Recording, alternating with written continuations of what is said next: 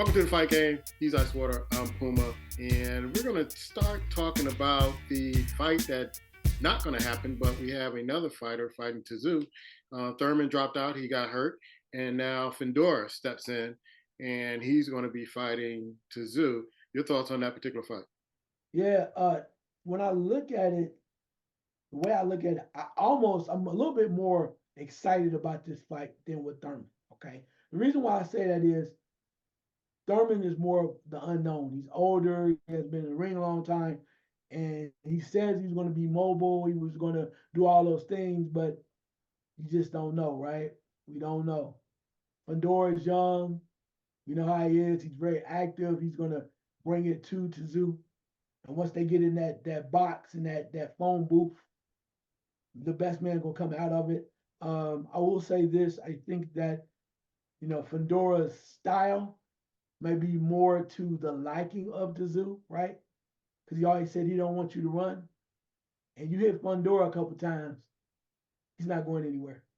And maybe that's to his fault because with his length, he should be really boxing and moving around and then tagging when it's more conducive to his style. But I think he's a fighter that can't help himself. You hit him about two times and he gonna step up to you and he's gonna fight like he's 5'9" Yeah, in the box, like he Joe Frazier or somebody. And he's gonna slug. You gonna see these long arms coming, just coming out of nowhere. But he's a hell of a competitor. I do like the fight. He's a young guy. He got beat last time, right? Came off a tough loss, I think it was, and he just got caught. But one thing we know we're gonna get out of Fundora, Sebastian Fundora, we're gonna get action. yeah.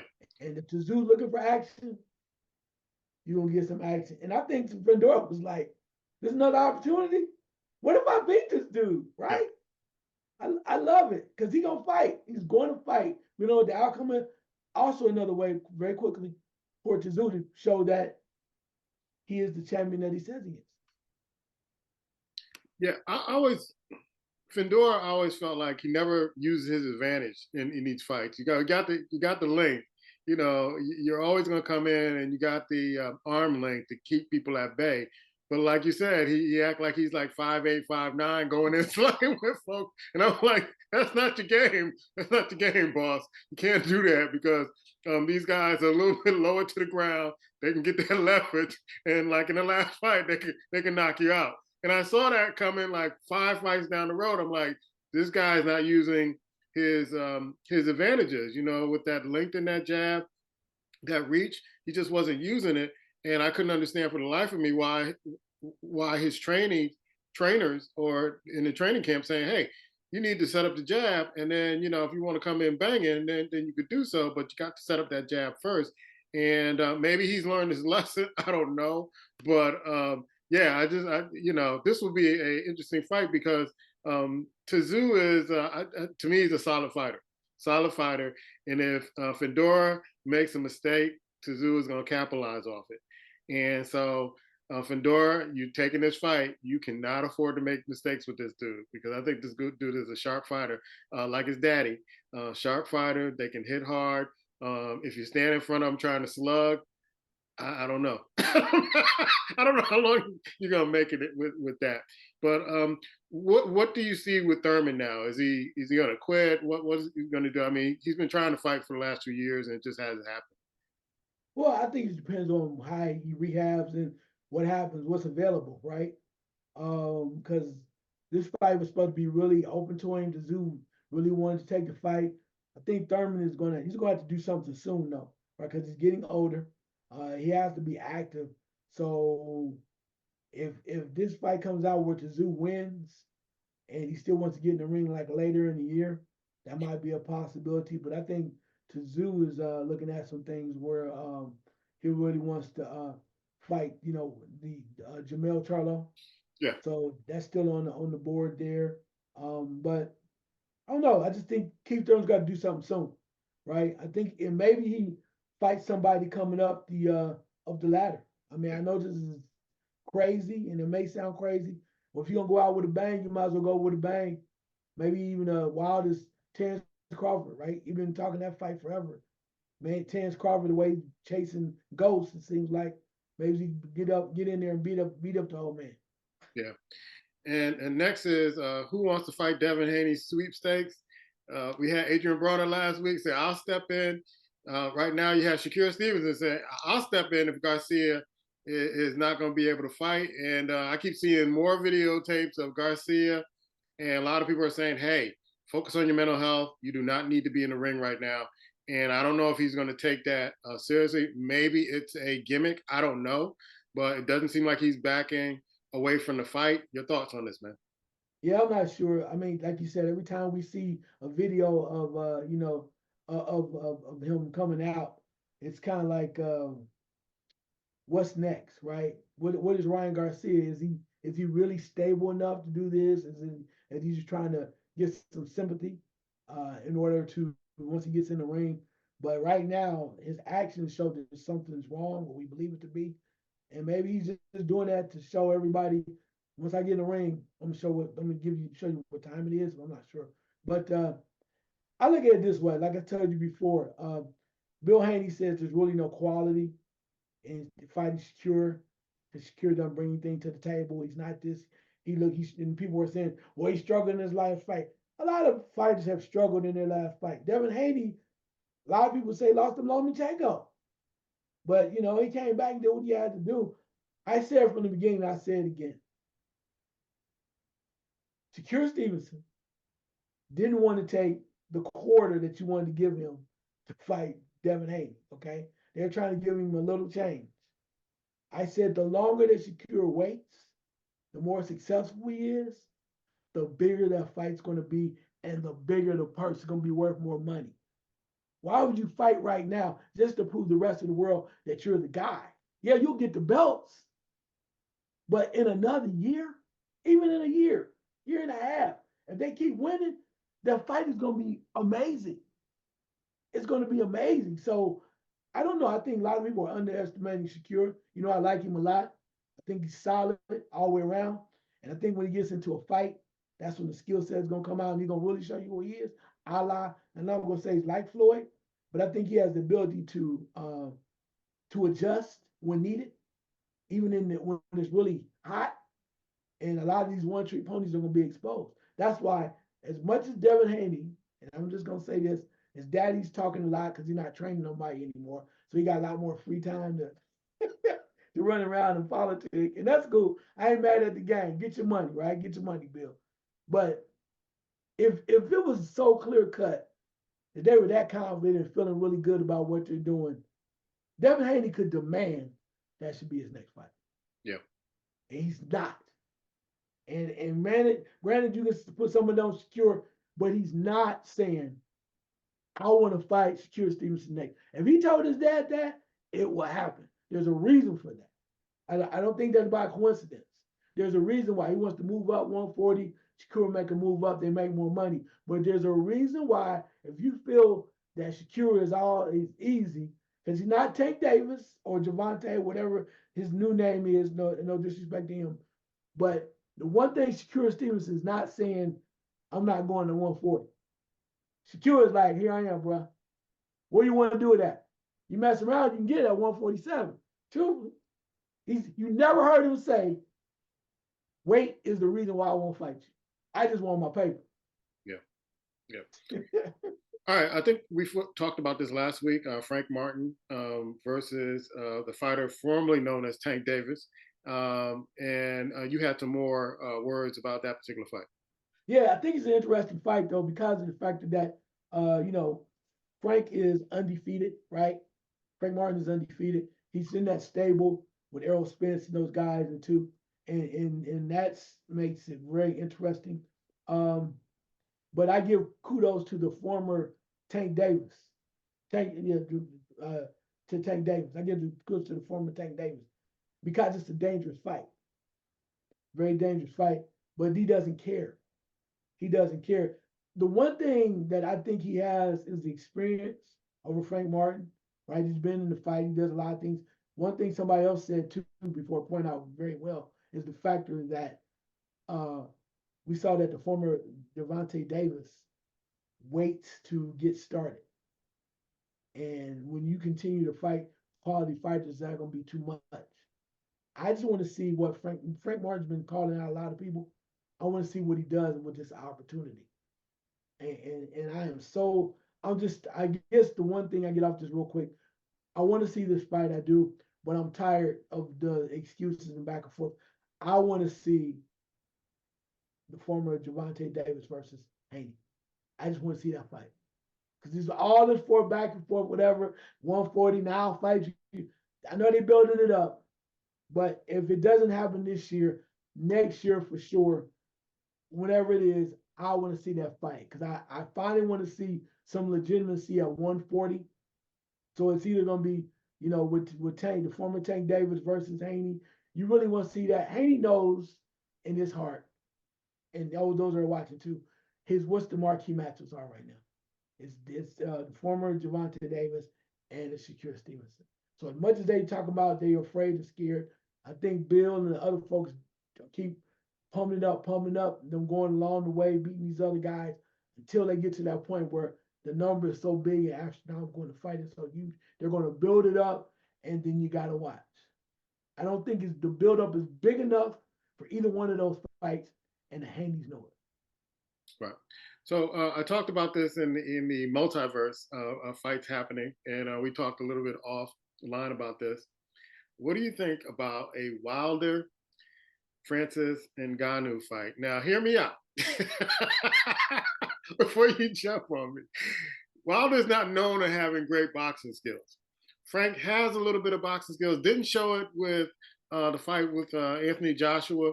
Got knocked down in the second round or knocked out in the second round. But I look at it as when Ngannou fought Tyson Fury, he was able to stay away from Tyson Fury's big punch. And I'm thinking, okay, maybe he would be able to stay away from Wilder's big punch. But I understand that Francis needs to kind of crawl before he walks again and maybe start fighting some of the lower ranked guys to work himself up back to a championship caliber fighter. Your thoughts?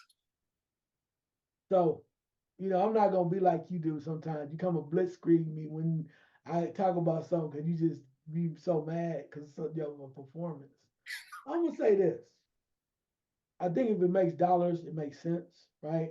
I think Wilder is at a point now that if he's going to risk it, it has to be really a moneymaker because depending on where he is in his mindset, right? If he's going to be, this is going to be one of his last fights, you might as well go out with a bang. So for me, that means Anthony Joshua, right? Or somebody else if Usyk wins, right? Don't one of those guys because it's real big money. But in Ghana, I think it's cool, it's great, but is he worthy of Wilder? Yeah. And if I'm Wilder, do you deserve to be in the ring with me? Yeah, you fought Fury and you knocked him down and you got beat by Joshua, okay. But now, are you worthy? Are you really worthy? You think you're gonna get lucky with me? You say you want a boxer, right?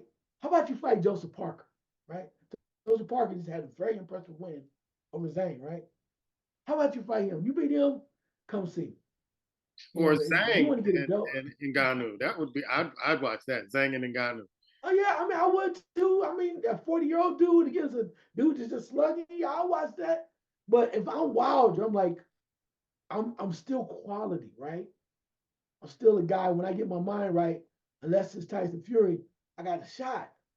So do I want to go in with another guy and the guy who so everybody say it's cool and whatever? Nah, if I'm gonna put it on the line, I'm gonna put it on the line for a belt. I think Wilder's earned that from that standpoint. So now what about Joseph Parker, right? I like to see that fight. But just kind of work his way up until we just think about it. That'd be three former world champions. He fought, he sparred at the boys club. I'm just saying. You know what I mean? He just jumped the line. Oh, okay. Sounds good. Let's make some money. All right, let's go to another story that I saw recently. And Manny Pacquiao, he was trying to fight in the Olympics. He got denied. And I'm trying to figure out the motivation of why he wants to fight in the Olympics. Is he just bored? Is this something to do? I know he, ran for office and is, in the government in the Philippines. But can you explain this to me? I don't know. I mean, who knows with Manny? Manny is a man of the people. Manny wants. He has no problem. He'll say, "I'm fighting for my people." He get out there and start fighting. But I think Manny likes the attention, right? Imagine Manny Pacquiao in the Olympics, right? Imagine what that would look like. It's exciting. More likely, he probably won't get hurt as much because some of these guys are going to be a lot younger, right? He may not be fighting quality opponents, and he could. There's a point that if he was to win impressively, that there's always that point of maybe Manny can make a comeback. Because Manny's been talking about a lot of, I'll fight this guy and I'll fight this. But is Manny too old? Is he not serviceable anymore in that sense? This would be a great way for him to get notoriety again. But I think the Olympics also said no. One, because of the risk, because he is getting older, right? Mhm. And I think two, it's like if you allow him to come in and some other guys that are older, you're taking away from the shine of the future, right? And what the Olympics are supposed to be, and it used to be great Olympic amateur boxing for America, our country. And then it just kind of, I don't know what the hell happened to the program where we don't have that. We have talent, but we don't have the dominant guys. And then, like you said, it might be the paper. We don't have the dominant talent that we don't see guys coming up the way we used to, right? I used to love watching the prospects of the Olympic boxing hopefuls, right? Because you knew these guys, a couple guys were going to be on, they're going to be on their way to greatness, right? I'm just not sure that program's like that anymore. And I think, but by bringing in the pros like Pacquiao, it just it dilutes the whole purpose of boxing, Olympic boxing.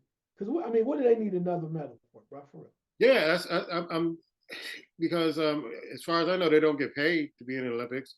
So maybe it's pride for his country. Maybe it's something that he said, "Hey, I never accomplished." I think you're absolutely right. In this country, it's like we don't develop fighters anymore because they want to go pro right away, and they see the dollars and they just jump for it, and they get into a camp, and then that's all she wrote. So they're bypassing that Olympic experience. I remember, and I used to enjoy, having the U.S. team on tour and fighting around the country, so people could see them when they became pro, and they were, fighting around the country. I can't remember any other fighters that did that other than Sugar Ray Leonard, Howard Davis, all those when they were going on tour, and there were some great fighters out of that particular Olympics. But there's another story. We're going to go to MMA, and our man Nate Diaz, which I'm sorry he fought one of the Paul brothers, and it was just a sad display. Him and Masvidal are talking about fighting this summer, and so I believe that these two fought before, but they're retired fighters, supposedly retired fighters, and they want to get it back on this summer. I think it'll make a lot of money because they talk a lot of trash, they bring a lot of attention, and I'm not sure if they're doing it outside of UFC or with another sanctioning organization. What do you think about that possible fight coming this summer? One, I'm not sure if Dana White will sanction that. Yeah. And maybe it's an exhibition or whatever. According to them, neither one of them will say it is, right? But and I love, I love Nate Diaz. I love that dude. I want to sit down with Nate Diaz, have a beer with some other refreshments, and just listen to his whole experience, bro, about life and boxing. I just think he's the personality. And Masvidal, dog, I mean, you already know how that is. That dude is, he's crazy as heck too. So but here's what I say. I think they're both older, they're retired.